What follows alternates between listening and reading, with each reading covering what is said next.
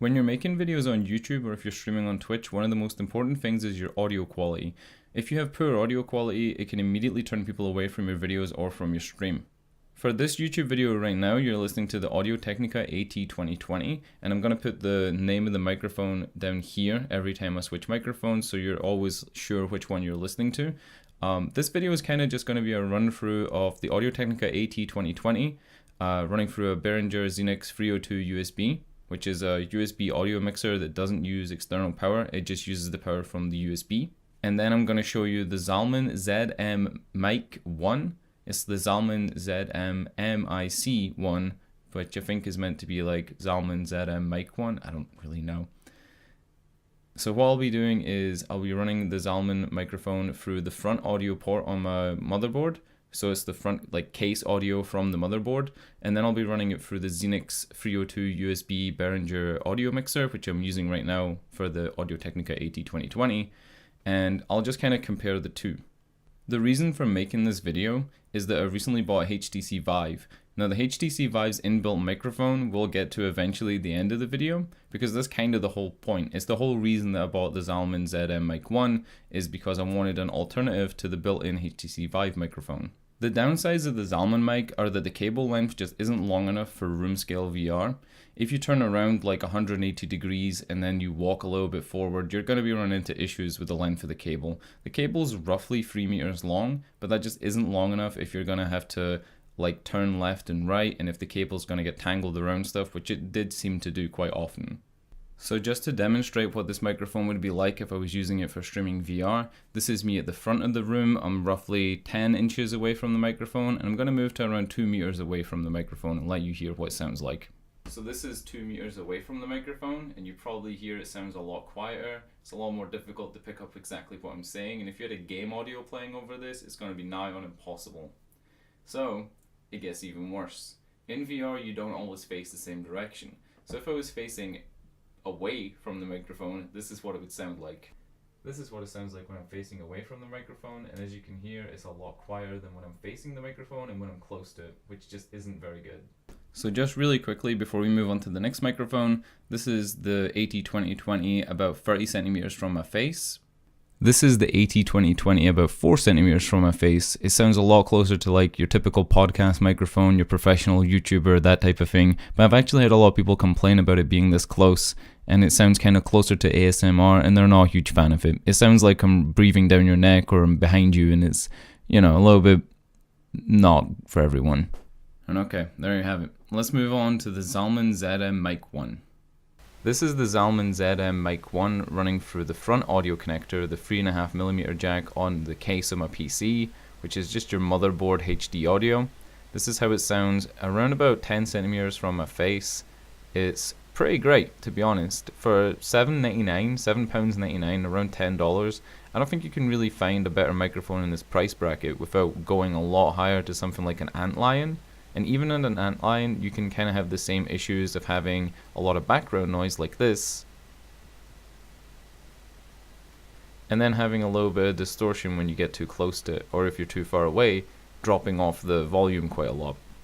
As this is a lapel mic, I thought it would be only fair to kind of give it a comparison with it on my shirt. This is still running through the front panel audio, and then we're going to move to running it through the audio mixer, and you can hear the difference in how great it sounds when you actually give it that extra voltage. So this is the Zalman ZMMIC1 running through the Behringer ZMMIC with the gain about half and the mic in volume full. Now one of the first things you're going to be hearing is it does sound a little bit more bassy. There is a little bit more depth to it. The other thing is that most of that background noise,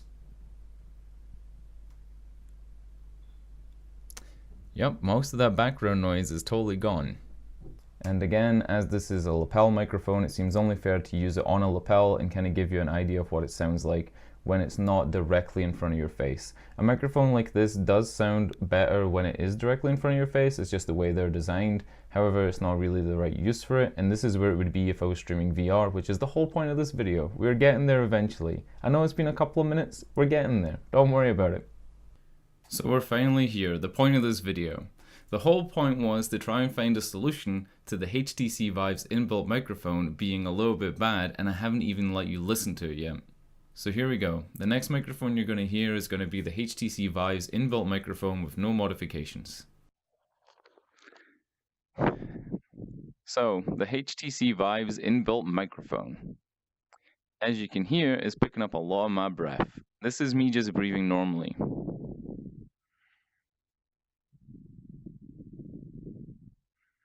The wind noise is pretty atrocious, and if you were to be moving around in VR, getting a little bit out of breath, and you were to be breathing a little bit louder like this, your viewers are going to find it pretty unbearable. So the solution then. The solution is to add one of these little dead cat things, a little fluffy wind breaker thingamajigger. So I'd much rather just take the drop in quality, move to the HTC Vive microphone, and we'll see if we can do something about the wind noise. Just for everybody wondering exactly where the microphone is on the HTC Vive, the microphone is right here. This tiny little pinhole right next to where your nose sits, that's the microphone right there. So this is the HTC Vive with the dead cat on it to see how it sounds. This is my regular breathing.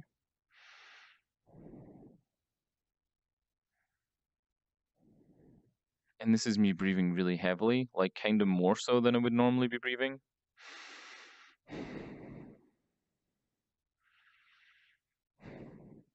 And then kind of finally just a little test of me talking normally to see how it picks up all the pops and wheezes and all the little like breaths that you do in between talking. Just to kind of wrap this video up, for me this actually does sound a lot better. I'm actually pretty happy with this.